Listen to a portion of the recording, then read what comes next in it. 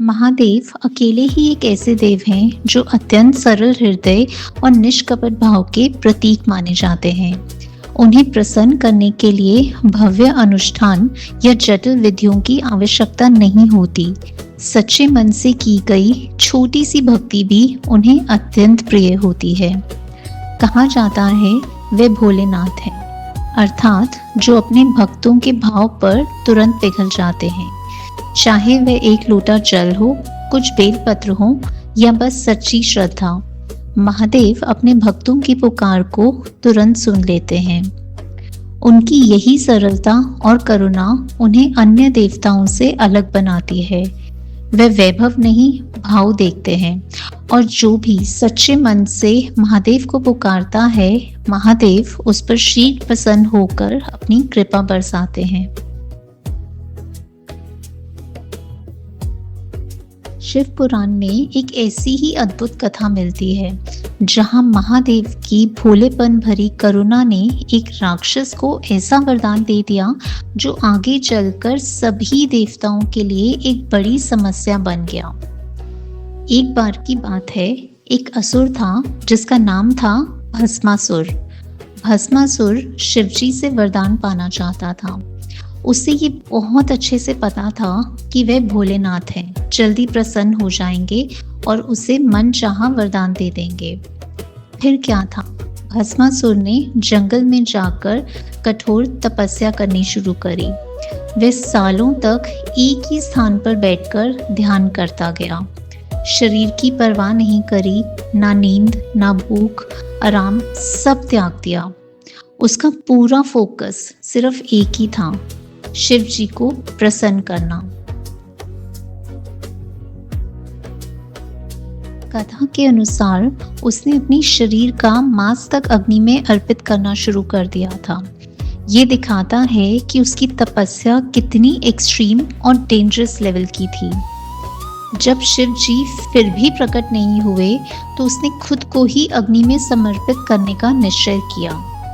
जैसे ही भस्मासुर अपने सिर को काटकर अग्नि में डालने ही वाला था, तभी शिवजी प्रकट हुए।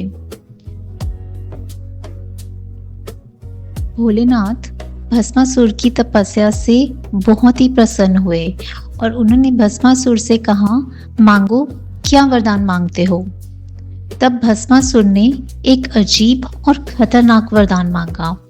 उसने कहा, मुझे ऐसी शक्तियां दे दीजिए कि जिसके सर पर मैं हाथ रख दूं वो तुरंत भस्म हो जाए। फिर क्या था, शिव जी ने बिना सोचे उसे वरदान दे दिया और जैसे ही भस्मासुर को शक्तियां मिली, उसका मन बदल गया। उसने सोचा, क्यों न सबसे पहले इस शक्ति का प्रयोग मैं शिव जी पर ही आजमाऊं, और वह महादेव के पीछे दौड़ पड़ा। यही वह पल था जहां भक्ति अहंकार में बदल गई।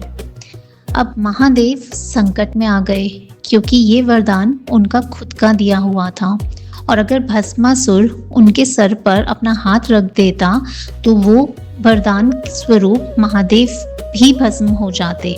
अब इस संकट भरी घड़ी में महादेव ने भगवान विष्णु का आवाहन किया। स्थिति इतनी गंभीर हो गई कि भगवान विष्णु को मोहिनी का रूप धारण करना पड़ा। मोहिनी, जो कि एक अद्भुत, आकर्षक और मनमोहक स्त्री थी, जिसे देख स्वयं भस्मासुर भी मोहित हो गया। उसने अपने इरादे बदल दिए और मोहिनी को पाने की इच्छा करने लगा। उसने मोहिनी से आग्रह किया कि वह उससे विवाह कर ले। तो मोहिनी ने कहा, अगर तुम मेरे साथ नृत्य में मेरा साथ दे सको तभी मैं स्वीकार करूंगी। जैसा नृत्य मैं करूंगी तुम्हें एकदम वैसा नृत्य करना होगा।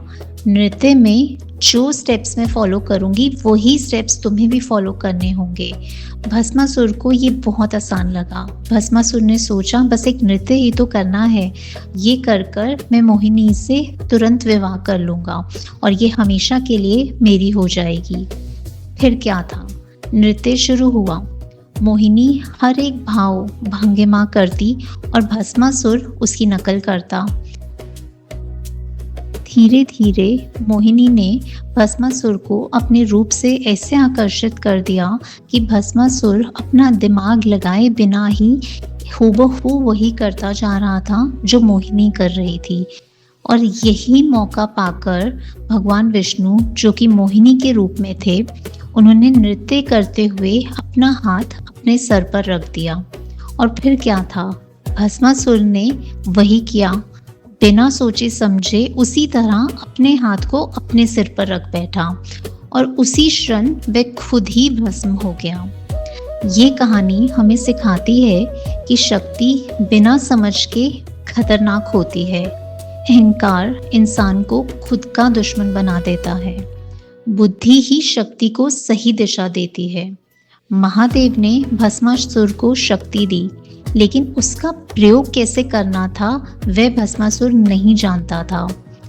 ये भस्मासुर की समझ पर था और वही उसकी हार का कारण बना। भस्मासुर की कहानी हमें ये सिखाती है, जब शक्ति पर अहंकार हावी हो जाता है तो इंसान खुद ही अपने विनाश का कारण बन जाता है। और सबसे बड़ा ट्रुथ, शिव जी देते सब कुछ हैं, पर कैसे यूज करना है ये अपने कर्म और बुद्धि पर डिपेंड करता है। महादेव सच में किसी से भी बहुत जल्दी प्रसन्न हो जाते हैं, लेकिन यदि आपका उद्देश्य गलत हो तो वही कृपा आगे चलकर आपके लिए ही विनाश का कारण बन सकती है। हर हर महादेव।